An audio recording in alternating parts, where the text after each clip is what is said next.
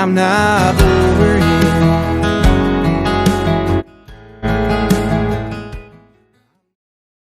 Hey, what's good, y'all? It's your boy Mario. We're back at it with another video. So today we're gonna be checking out These Stars Will Be Forgotten.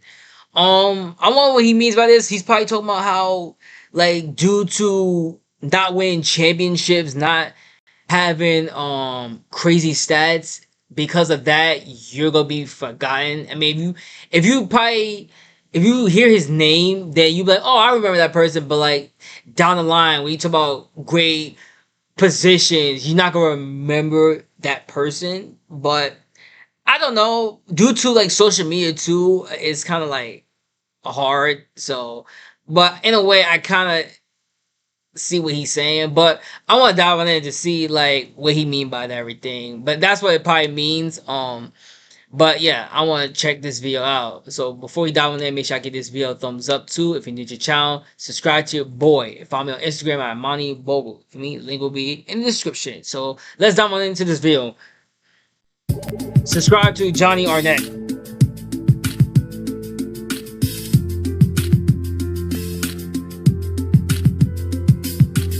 Yo, every time I see that, I'm like, damn, bro, he really called him. So at this point, I'm 35 years old, and I've been an NBA fan since I was about 5 or 6 years old.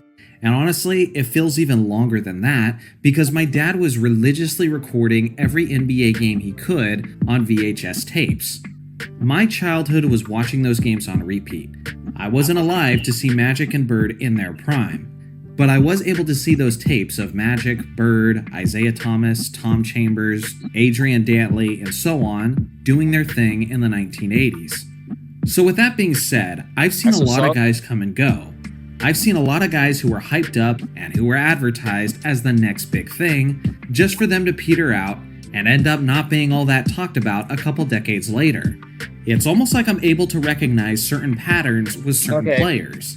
And I gotta say, as I'm watching the modern NBA today, I think there's certain stars who are starting to get older in their careers, and if they don't have something significant change, like another MVP award or an NBA championship, then they are in danger of becoming one of those forgotten players over time. And I don't mean it literally. If you were watching these stars play in today's day, then sure, 20 years from now, you're still personally going to remember that guy. When I say they'll be forgotten, I mean forgotten by the basketball community. You will be in the minority if you're talking about these guys 20 years from now. So I'm going to bring up some names of some modern players, but I also wanted to make comparisons to players from past eras. That way you can see what I'm talking about and understand how a player of this caliber and career can end up being forgotten over time. First off, Damian Lillard. This 6'2" point guard is a 9-time All-Star and a 7-time All-NBA player. Damian Lillard? He's one of the best three-point shooters of his era, and in his prime in Portland, he was basically a walking bucket.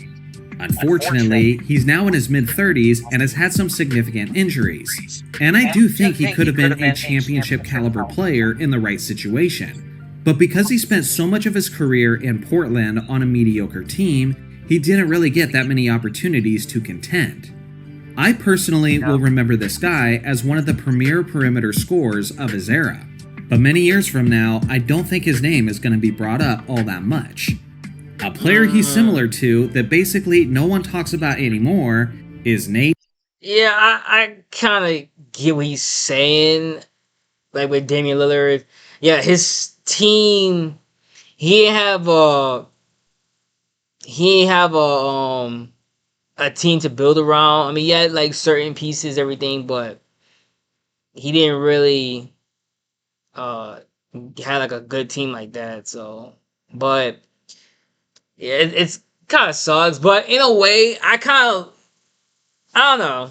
I mean, I'm glad that he stayed in Portland. I mean, he stayed in Portland, but then he went to the Bucks, and then that situation happened. But now he's back in Portland, so that's pretty cool.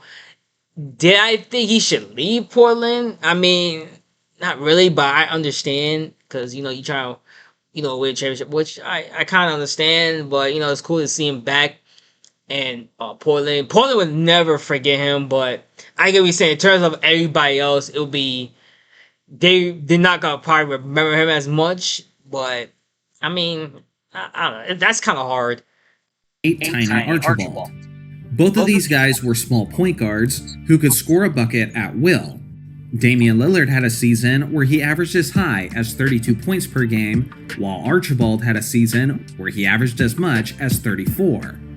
Now, Tiny is recognized by the league itself as he did make it into the Basketball Hall of Fame. And just like Lillard, he is in the NBA's 75th anniversary team. But again, as a point guard who is a score-first player and who doesn't have any championship success as the leader of their team, I think it's fair to expect Lillard to be forgotten just like Archibald is.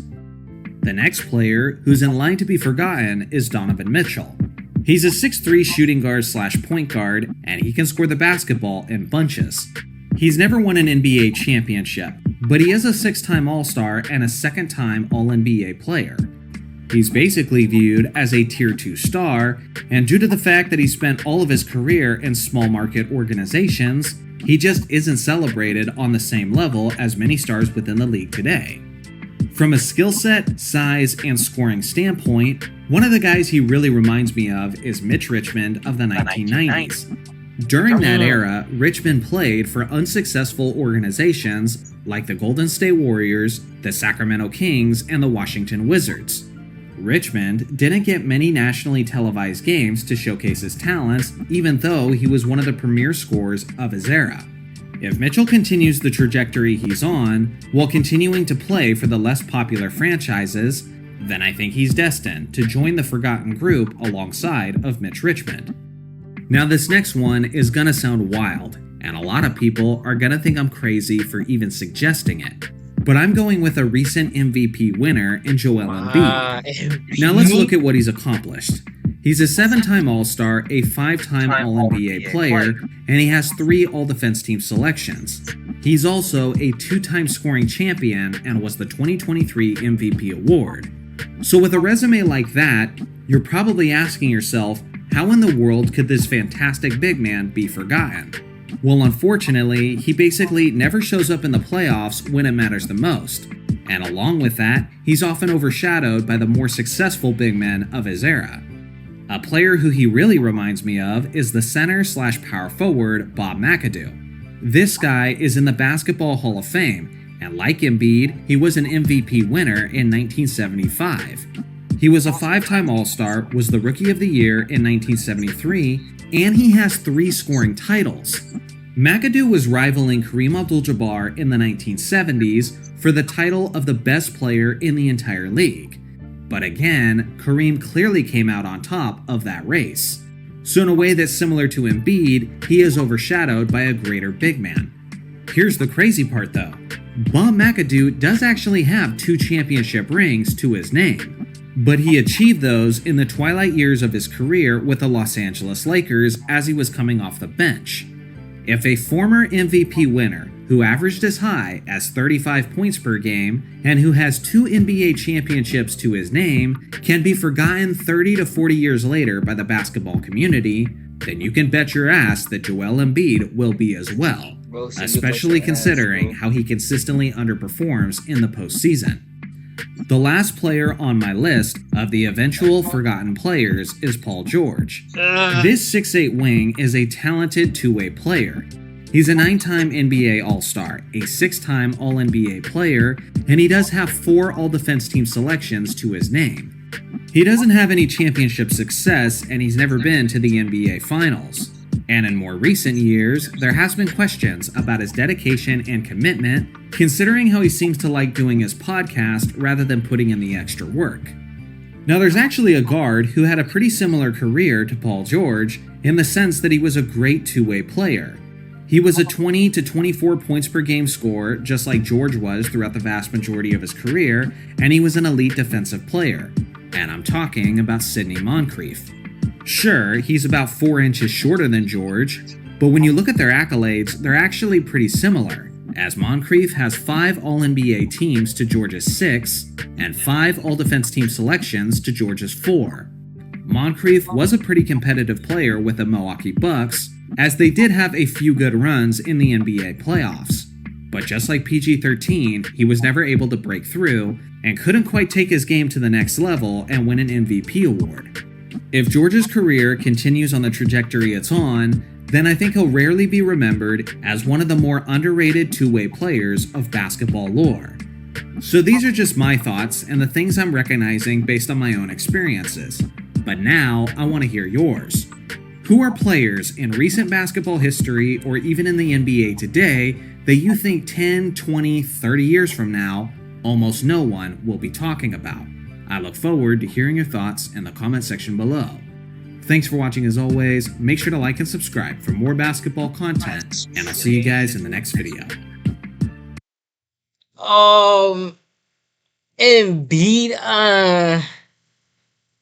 Paul George, I think because like again social media, everything, like you see, like you said, the podcast, everything. So he's gonna be. I think they're gonna remember him for his basketball game. I feel because he's doing podcasts, everything. So it's like again, like I said, social media, everything. And I don't know. I don't know if people will forget Embiid. I don't know because like down the line when you talk about like Nikola, Jokic and he put Giannis up there. Like they had championships and everything, but I feel like when people say who did Jokic go up against, everything, they might mention Embiid, like probably like regular seasons, everything when they went at each other. I don't know, but yeah, Embiid, I don't think so, but I don't know. But this was an interesting video. But yeah, like I said, it's the new social media now. If you're playing now and you do something else, I think people will kind of remember you versus people like in the past where everything was just basketball and like if you didn't have a championship, it's kind of hard to remember you. Versus now, if you're not doing basketball, you be doing podcasts, you be doing this, you be doing that. So people kind of will know you. Like, hey, you was a former basketball player at one point. So I think that's the difference between then and now. So even if you didn't have a championship, like again with Paul George, even with him, but I think Paul George too he's like a what if situation too, because man, he got injured. So I got him in that what if care because he was balling in the Pacers. So he got injured. So his situation is like a what if type of situation. But because of the podcast, everything, I think people still remember him. But I could be wrong. But let me know down in the comments what your thoughts on these guys that he said that could be forgotten 20 years later. Do you agree with him? Do you not agree with him? And like he said, who do you think down the line, like 20 years from now, who we not gonna remember around this time now? Who do you think? Let me know down in the comments, and let me know down in the comments too what other videos you want me to check out. If you're new to the channel, subscribe to your boy. Have a good day. Stay safe. I'll see y'all in the next video.